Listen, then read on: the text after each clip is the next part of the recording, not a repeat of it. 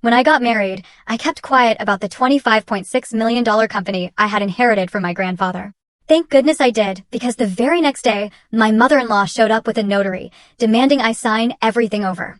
This isn't just a story about betrayal. It's about a mother-in-law who tried to steal my entire multi-million-dollar company the day after my wedding. And the heartbreaking truth? My new husband almost let her. My name is Samantha Harlow, and at 32, I was the secret owner of Harlow Technologies, a company worth a staggering $25.6 million. My grandfather, Walter Harlow, built it from his garage back in '75, turning it into a respected software development firm specializing in security systems.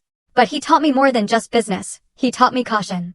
Sammy, he'd say, leaning back in his worn leather office chair, in business and in life, you need to protect yourself. Not everyone has good intentions, especially when money is involved. I took that lesson to heart. I worked summers in every department, earned my MBA, and even spearheaded our cybersecurity expansion that doubled revenue. When pancreatic cancer took him 3 years ago, I was heartbroken, but I honored his legacy, eventually becoming CEO. I kept my wealth quiet. No flashy cars, no luxury apartments. I lived comfortably, but modestly, driving a 3-year-old Audi and continuing my grandfather's tradition of anonymous philanthropy. It was at one of these charity events, a gala for children's literacy, that I met Jason Miller. He was tall, with kind eyes, a 4th-grade teacher, 34 and never married. He had this easy laugh, this genuine way of listening that made me feel truly seen. When he asked about my work, I gave my standard, slightly edited answer. I manage investments for a technology firm. Not a lie, but definitely not the full truth. Our first few dates were magic. Coffee, hikes, hours of talking about books and dreams. He was close with his mother, Eleanor, who had raised him alone after his father abandoned them. She sacrificed everything for me, he'd said, watching the sunset. Worked 2 jobs to put me through college. We're all each other has. His dedication to his mother touched me deeply. Family loyalty was something my grandfather also valued. By our 5th date, I was falling hard. 3 months in, Jason invited me to meet Eleanor for Sunday dinner. I went casual, minimal jewelry, wanting to make a good impression without any hint of my actual wealth.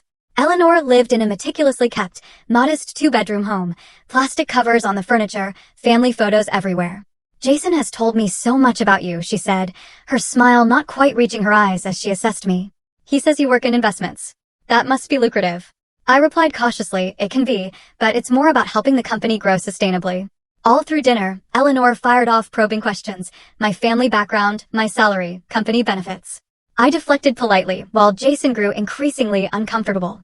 Mom, this isn't a job interview, he finally interrupted when she asked if I owned or rented my apartment. Eleanor just gave a tight smile. I'm just getting to know the woman my son is so smitten with. Is that a crime? The red flags were there, waving faintly, but I wanted to believe it was just a mother's overprotectiveness. Despite that awkward first meeting, Jason and I continued to grow closer. He was thoughtful, passionate about his students, and made me laugh every single day. 8 months in, during a beachside getaway, he proposed. Walking along the shore at sunset, he dropped to one knee, presenting a modest but beautiful diamond ring. Sam, I know this seems fast, but when you know, you know. I want to build a life with you. Will you marry me? My grandfather's warnings flashed through my mind, but looking into Jason's earnest eyes, I pushed them aside. Yes, I whispered, tears forming. Yes, I will. That night, celebrating, the words were on the tip of my tongue. I almost told him about Harlow Technologies, about my real wealth. But something, a faint, unidentifiable warning bell, held me back. I decided I'd tell him soon, after the wedding. Once we were husband and wife, I promised myself I'd tell him everything. I had no idea how fateful that decision would prove to be. The moment we announced our engagement, Eleanor appointed herself chief wedding planner. My vision of an intimate ceremony morphed into something much grander.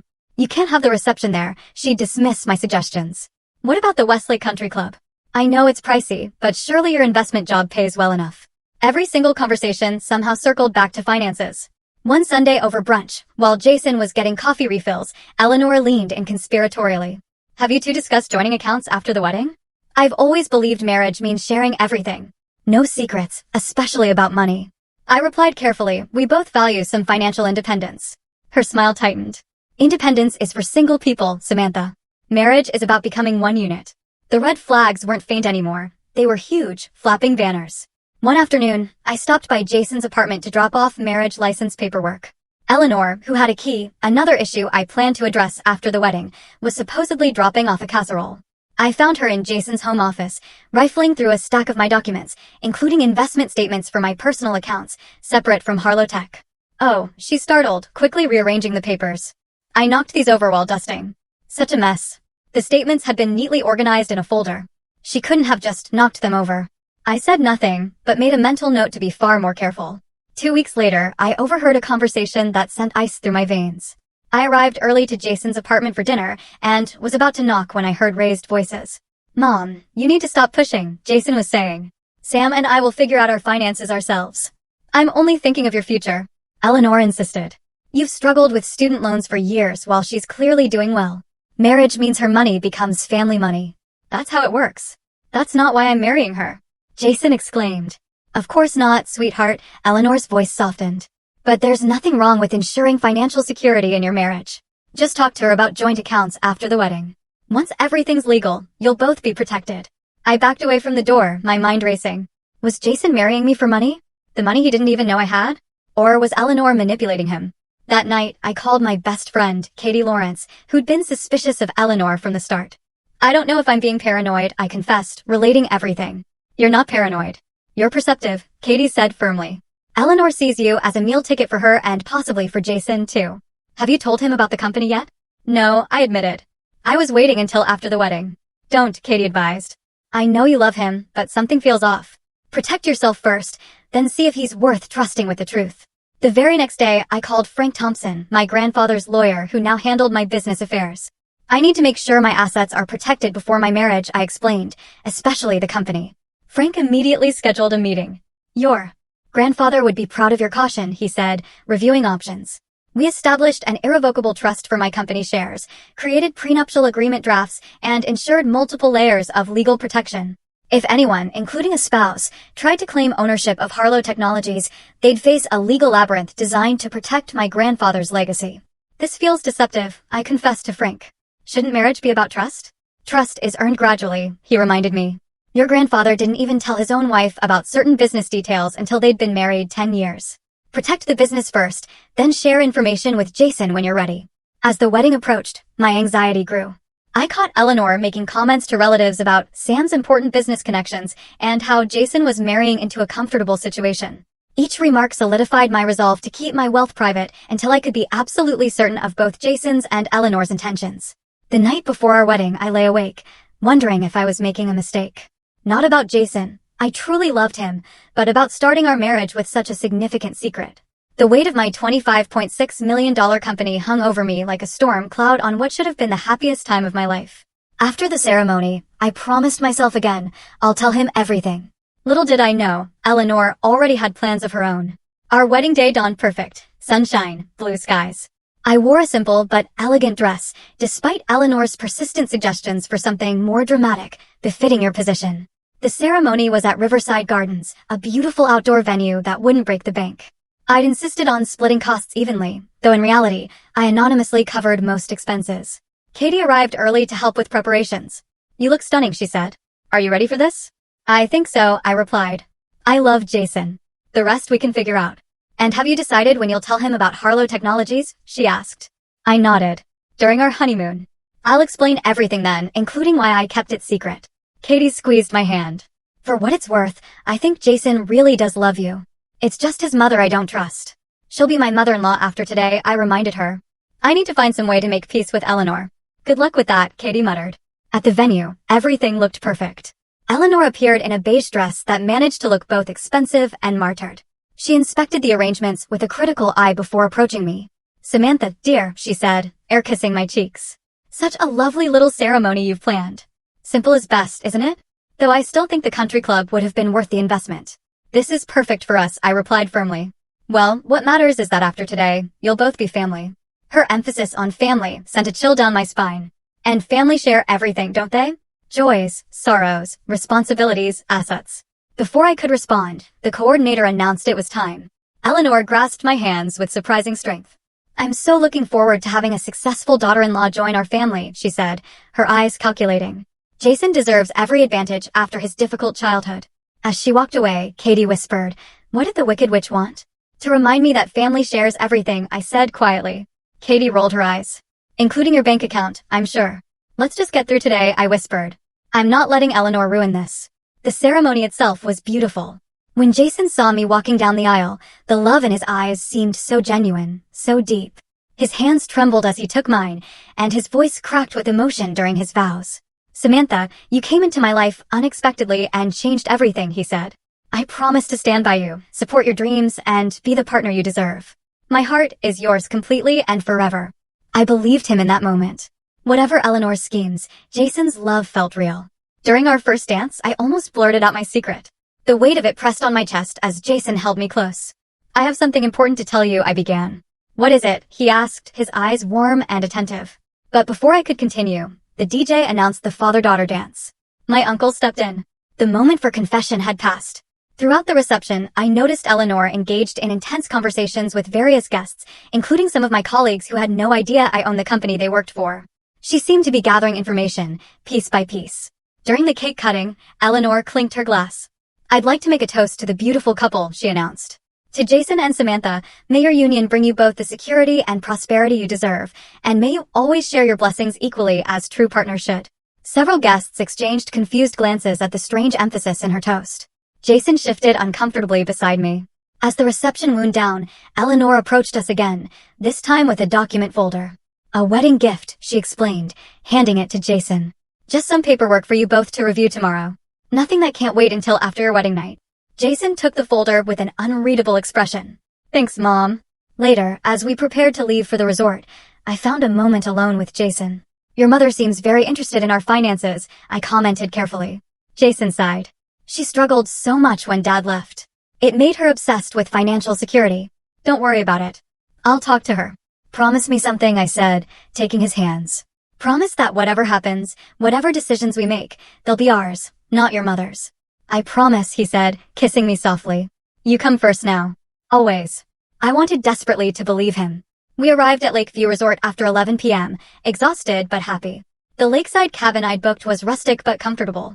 This is perfect, Jason said, wrapping his arms around me as we gazed at the moonlight on the lake. Just you and me. That night, as we consummated our marriage, I pushed away all thoughts of secrets, companies, and interfering mothers-in-law. For those few hours, we were simply Sam and Jason, two people who loved each other, starting a life together. If only that feeling could have lasted past breakfast. We awoke late the next morning, sunlight streaming through the cabin windows. Good morning, Mrs. Miller, he murmured. Good morning, husband, I replied, savoring the moment. I planned to tell him about Harlow Technologies that evening after a day of hiking and relaxation. But after a leisurely breakfast, Jason's phone buzzed. It's Mom, he said, frowning. She says there's a plumbing emergency at my apartment. Water everywhere. She needs us to come back right away. Can't she handle it? Or call a plumber? I asked, disappointment washing over me. She says the super needs the tenant present, Jason explained, already standing. I'm sorry, Sam. We can come back afterward. Something felt profoundly off about the timing, but I couldn't argue with a potential property emergency. We packed quickly and checked out, promising to return. The drive back took 40 minutes. As we approached Jason's building, nothing seemed unusual. No maintenance vehicles, no signs of water damage. That's strange, I commented. You'd think there'd be some activity for a major plumbing issue. Jason parked and checked his phone. Mom says she's waiting upstairs. Maybe they already fixed the leak. The moment we walked into the apartment, I knew we'd been manipulated. There was no water damage. Instead, Eleanor sat primly on the sofa beside a balding man with a briefcase. A younger woman stood nearby, a notary stamp visible on the table. What's going on? I asked, looking between them. Where's the plumbing emergency? I'm sorry for the little white lie, Eleanor said, not looking sorry at all. But this is actually an emergency of a different sort, a financial one that needs immediate attention. The balding man stood, extending his hand. Curtis Dawson, attorney at law. Pleased to meet you, Mrs. Miller. I didn't take his hand. What is this about? Eleanor's pleasant facade dropped. This is about honesty and marriage, Samantha. Or should I say, Ms. CEO of Harlow Technologies. My blood ran cold. Jason's face registered shock, then confusion. What are you talking about, Mom? He asked. Eleanor smiled thinly. Your wife has been keeping secrets, Jason. Big ones. She's not just some investment manager. She owns a multi-million-dollar company. $25.6 million, to be exact. She turned to me, eyes glittering with triumph. Did you think I wouldn't find out? That I'd let my son marry someone with hidden assets? I hired a private investigator the day after you got engaged. The room seemed to tilt beneath me. I looked at Jason, trying to gauge if he'd known about this ambush. Is this true? He asked me, his expression unreadable. Before I could answer, Eleanor pressed on. Mr. Dawson has prepared the appropriate documents to transfer partial ownership of Harlow Technologies to Jason, as would be proper between spouses. Ms. Bradley here is a notary who will witness the signatures. She gestured to the stack of papers on the coffee table. Now that you're legally married, it's time to combine assets properly. I found my voice at last. You arranged all this? A fake emergency to ambush me with legal documents? And you expect me to just sign over my company? Not the entire company, Curtis Dawson interjected smoothly. Just 50% ownership, which is standard in marital property. There is nothing standard about this, I said, anger replacing shock. And it's not how marital property works in this state. I turned to Jason, whose face had paled considerably. Did you know about this? He hesitated. Just long enough for my heart to crack. I knew Mom had concerns about your finances. She mentioned discovering you had more assets than you disclosed, but I didn't know about this meeting. Not exactly. Not exactly? I repeated incredulously. What does that mean? Eleanor cut in. Jason and I discussed the importance of financial transparency after marriage. He agreed you should share your assets with him. Is that true? I demanded, looking directly at Jason. He ran a hand through his hair, clearly uncomfortable. Mom said it was strange you were so secretive about your job. She thought you might have some savings you weren't disclosing. I agreed we should be open about finances, but I never asked for this. He gestured at the papers. But you discussed it, I said flatly. You and your mother talked about getting access to my money. That's not how it was, Jason protested weakly. Eleanor, impatient with our exchange, stood. Enough drama. The fact is you concealed significant assets before marriage. Now it's time to rectify that oversight. She picked up a pen and held it out to me. Sign the papers, Samantha. It's what's best for everyone. I laughed, without humor. Best for everyone or best for you, Eleanor? For the family, she insisted. Jason deserves security after everything he's been through. And you think taking half my company provides that security? I asked, my voice dangerously calm. The company my grandfather built from nothing and entrusted to me? Technically, Curtis Dawson interjected, these documents would transfer 25% to Jason and 25% to a family trust that would benefit both Jason and Eleanor. In case that's not enough, I cut him off. Turning back to Eleanor, you want half my company in your control. Let's be perfectly clear about what's happening here. Eleanor's mask slipped completely. You owe it to this family.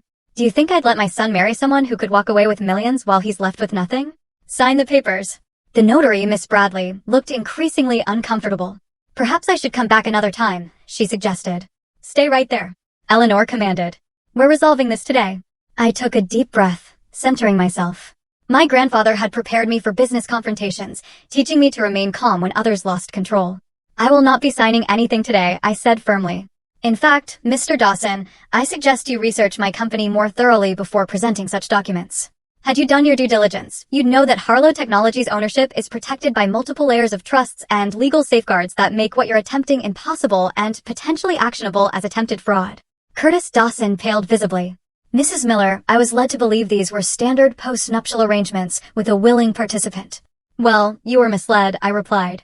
And I would reconsider your client relationship if I were you. Eleanor's face contorted with rage. You can't do this. You tricked my son into marriage under false pretenses. That's rich coming from the woman who just faked a plumbing emergency to ambush me with a notary.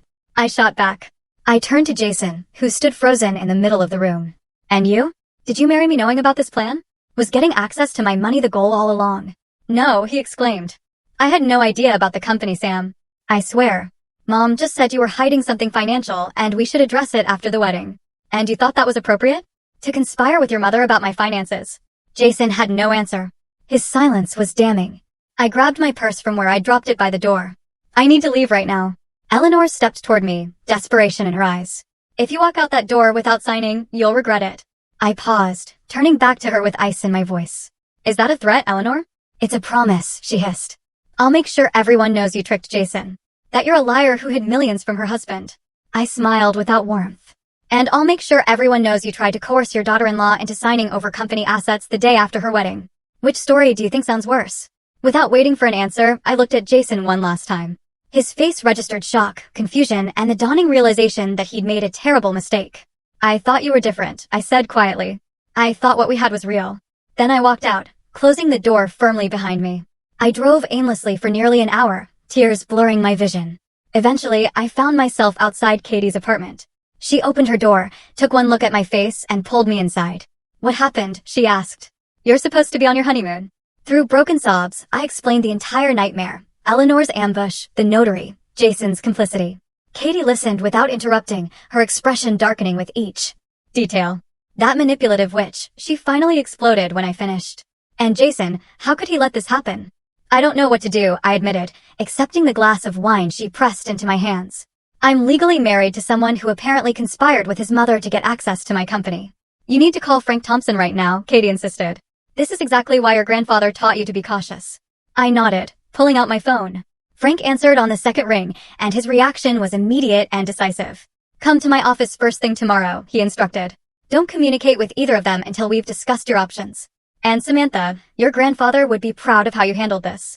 That night, I stayed in Katie's guest room, checking my phone periodically. Jason had called 17 times and left 8 voicemails, each more desperate than the last. Sam, please call me back. It wasn't what it looked like. I had no idea what Mom was planning.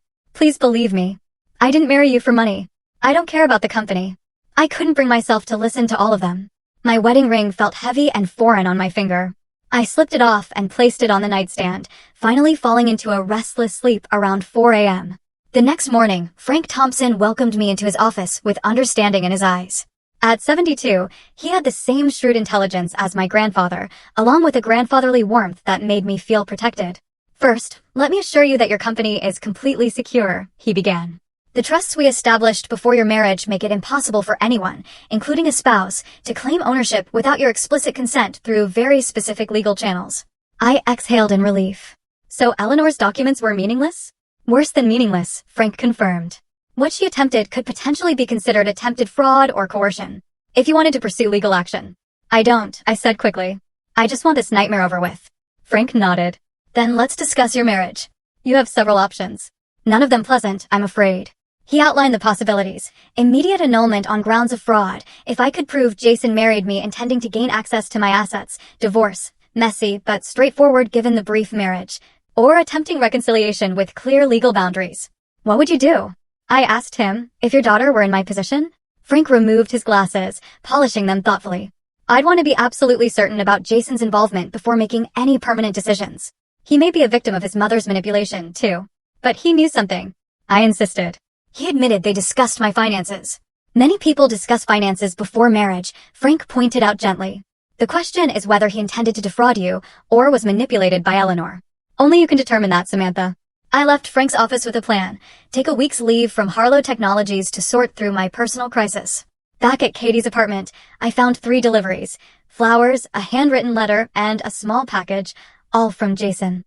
The letter was 8 pages of explanation and apology. I read it twice, trying to discern genuine remorse from damage control. Mom has always been obsessed with financial security, he wrote. After she met you, she became convinced you were hiding something. She kept suggesting you might be in debt or have financial problems you weren't disclosing. It never occurred to me you might be wealthy.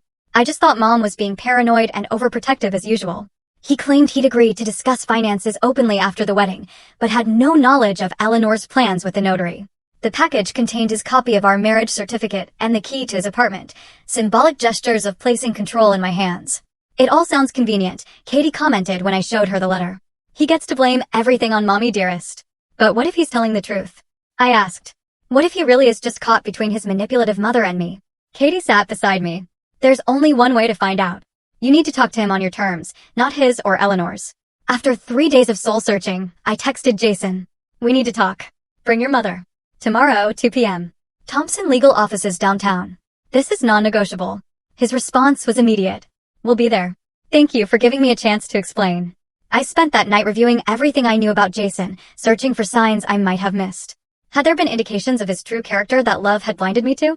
Or was he truly the good man I believed I'd married, just with an unhealthy attachment to his manipulative mother? The next morning, I met with Frank to prepare. I need to know exactly where I stand legally and what my options are going forward, I explained. You're in a position of strength, he assured me. Don't forget that. They have no leverage except your feelings for Jason. At exactly 2 p.m., Frank's assistant showed Jason and Eleanor into the conference room. Jason looked terrible, unshaven, dark circles under his eyes, clothes wrinkled. Eleanor, by contrast, was immaculately dressed, though her pinched expression betrayed her displeasure at the setting. Frank introduced himself as my attorney, causing Eleanor's eyebrows to shoot up. You already had a lawyer ready to ambush us, she accused. Ms. Miller, Frank said coolly. Given that you arranged a notary and attorney to surprise my client the day after her wedding, I suggest you reconsider your position on who is calculating in this situation. Eleanor bristled but fell silent. Jason hadn't taken his eyes off me since entering the room. Sam, he began, I can't tell you how sorry. I raised a hand to stop him. Before anyone says anything else, I want complete honesty about what happened. Both of you need to understand my position. I took a deep breath. Yes, I own Harlow Technologies. My grandfather left it to me 3 years ago. Its current valuation is approximately $25.6 million, and I serve as CEO. I kept this information private while dating because my grandfather taught me to be cautious about people's intentions when wealth is involved. I looked directly at Eleanor. It seems his caution was warranted. If you had been honest from the start, Eleanor began, but Jason cut her off. Mom, stop. Just stop. He turned to me. Sam, I had no idea about any of this. About the company, about your wealth, none of it. And I definitely didn't know Mom had hired a private investigator or arranged that ambush with the notary. Eleanor scoffed. We discussed her secrecy multiple times, Jason. I told you she was hiding something. You made it sound like she might have debt or financial problems. Jason shot back. You never once suggested she was wealthy. You led me to believe we needed to address potential financial issues after the wedding, not orchestrate some bizarre corporate takeover. Their argument laid bare the dysfunction in their relationship. While they bickered, Frank discreetly slid a note in front of me. This appears genuine. He seems as blindsided as you were. Finally, I'd heard enough. Stop. I commanded, and both fell silent. Eleanor, I have one question for you. Why? Why go to such lengths to get access to my company? Eleanor's composure slipped. Just for a moment, in that brief flash, I saw desperation in her eyes before she masked it. I was protecting my son, she insisted, making sure he wasn't being taken advantage of. By orchestrating a scheme to take half my company? I pressed. That doesn't sound like protection. It sounds like theft. You don't understand, Eleanor said, her voice suddenly weary. When Jason's father left, he took everything. I worked 3 jobs to keep us afloat. I swore I'd never let Jason experience that kind of insecurity again. Mom, Jason said quietly. What aren't you telling us? Eleanor's carefully maintained facade crumbled. I'm in debt, she finally admitted. Significant debt. Medical bills from my cancer treatment 5 years ago, plus the second mortgage I took out to help pay for your student loans. Jason looked stunned. You told me insurance covered your treatment, and I've been paying you back for school. Not enough, Eleanor whispered. The interest keeps growing. When I realized how successful Samantha's company was, I thought it could solve everything. The room fell silent as the truth finally emerged. Eleanor hadn't just wanted financial security for Jason. She'd wanted a bailout for herself. How much? I asked. What? How much debt, Eleanor? She named a figure that made Jason gasp. It was substantial, life-altering so for someone on a fixed income, but a drop in the bucket compared to Harlow Technologies' worth. So, this was never about Jason, I said quietly. It was about using my company to solve your financial problems. Eleanor had no response.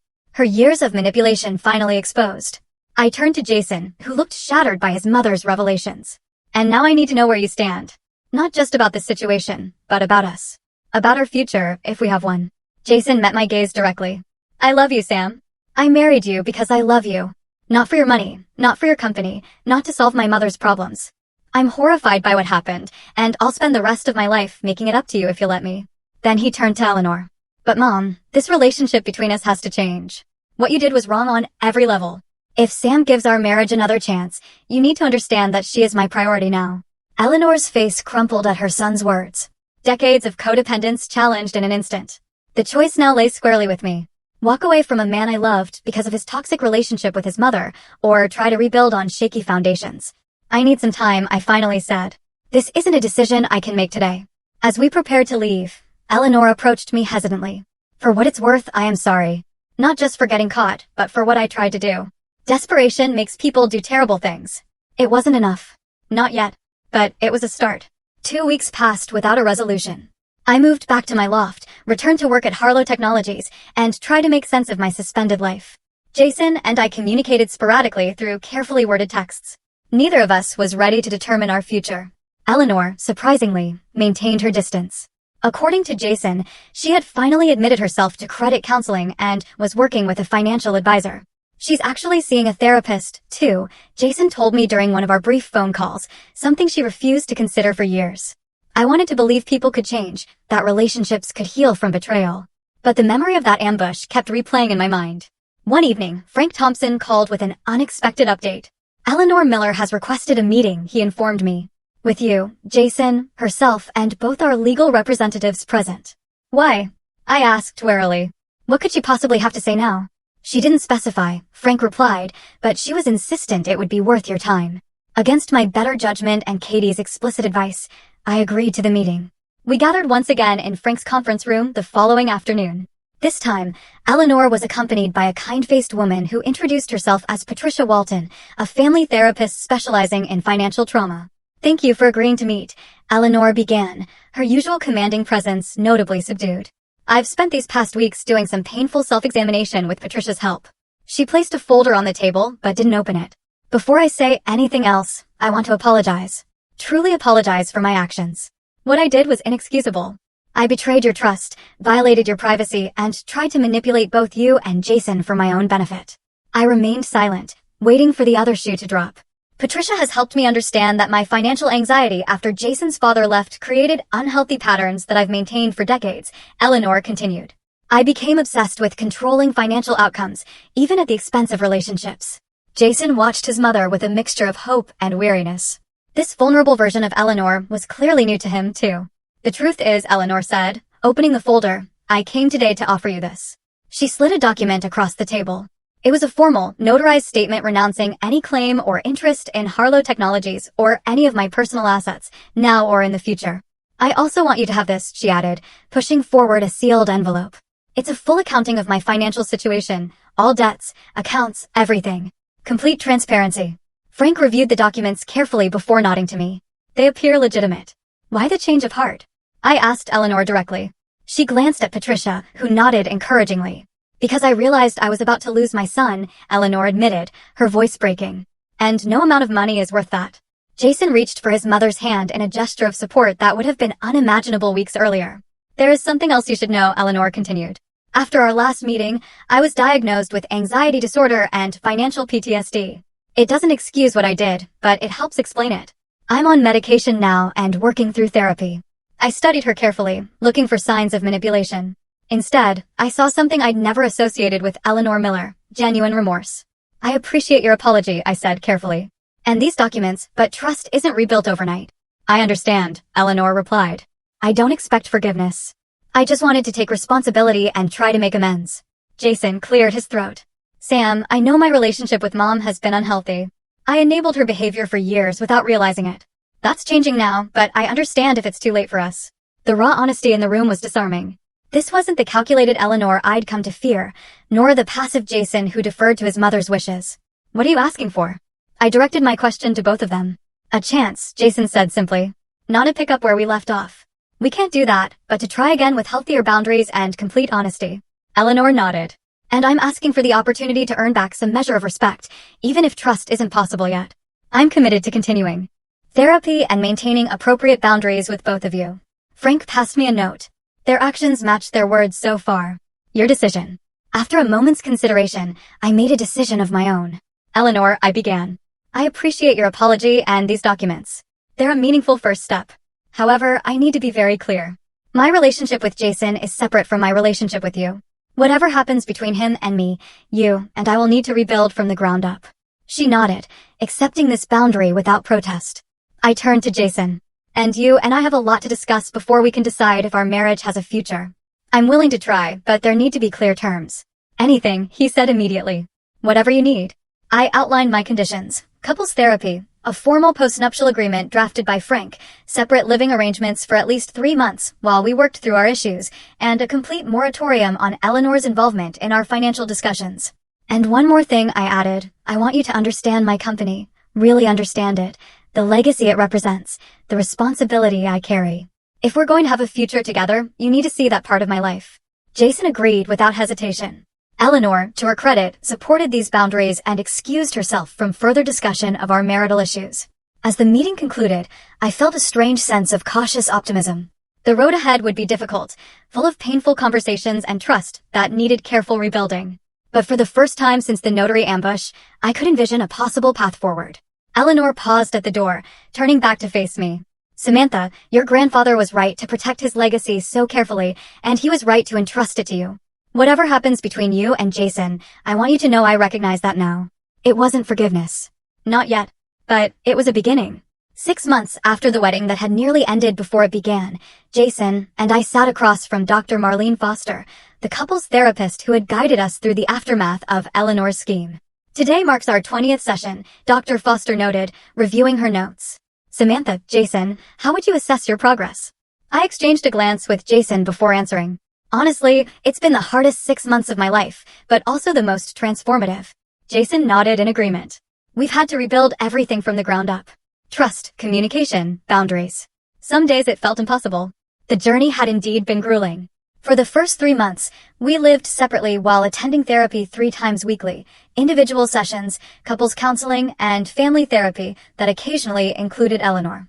The postnuptial agreement Frank drafted had been signed without drama, protecting Harlow Technologies while establishing fair terms for our shared marital assets going forward.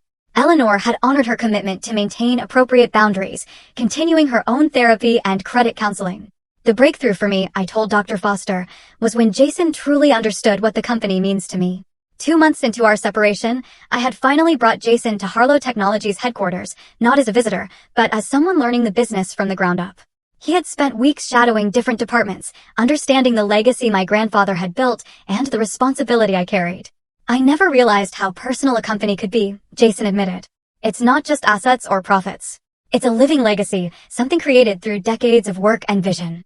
Watching him engage with the business, asking thoughtful questions, connecting with employees, appreciating the culture my grandfather had established, had begun the slow process of rebuilding my trust.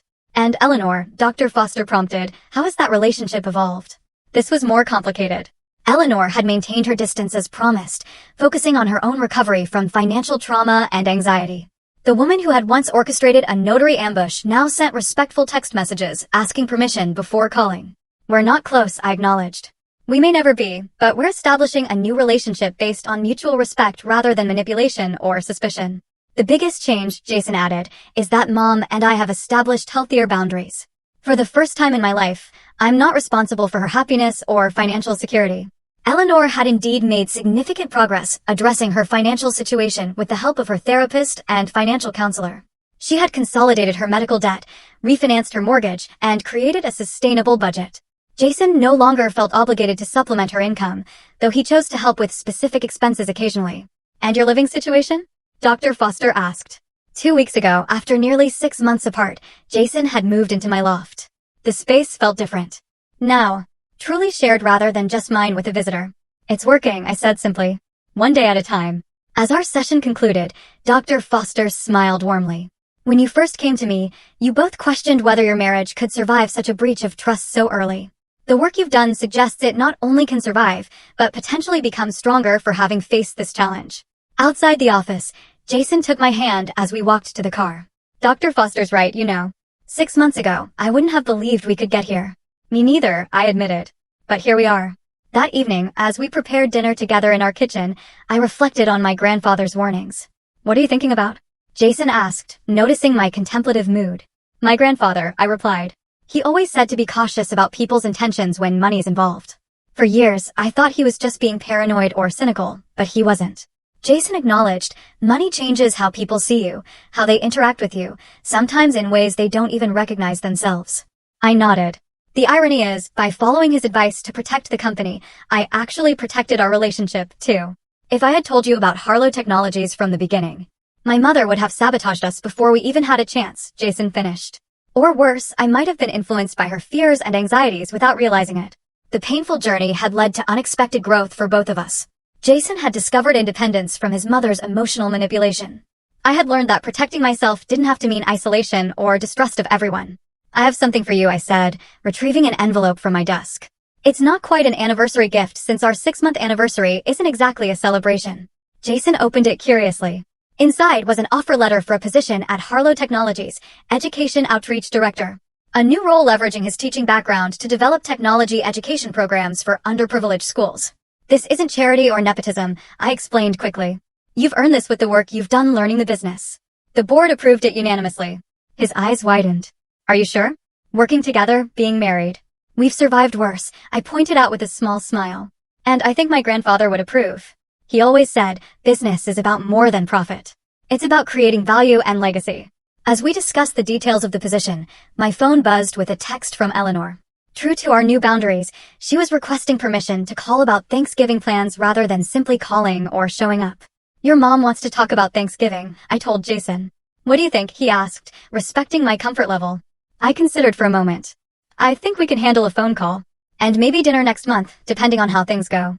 Small steps, careful boundaries, gradual rebuilding of trust. The approach had saved our marriage. Perhaps it could eventually create a healthy relationship with Eleanor, too. Later that night, as Jason slept beside me, I reflected on the tumultuous journey from that disastrous post-wedding ambush to our current cautious happiness. The company remained protected. Our marriage was slowly strengthening. And the toxic dynamics that had nearly destroyed everything were being addressed through honest communication and firm boundaries. My grandfather's voice seemed to whisper in my memory, *trust, but verify. Protect what matters. And remember, the right people will love you for who you are, not what you own.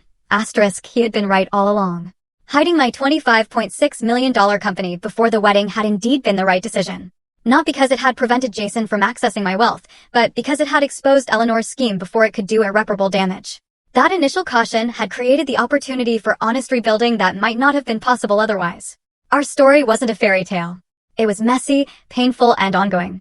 But it was authentic, a relationship based on who we truly were, not the roles or expectations others tried to impose. And that, I realized, was worth more than any company valuation could measure. If you've made it to the end of my story, I'd love to know what you would have done in my situation. Would you have given the relationship another chance like I did, or would you have walked away after such a betrayal? Drop your thoughts in the comments below. And if you found value in my experience, thank you for listening to my journey. Remember, protecting yourself isn't selfish. Sometimes it's the most loving thing you can do, both for yourself and for those who truly care about you.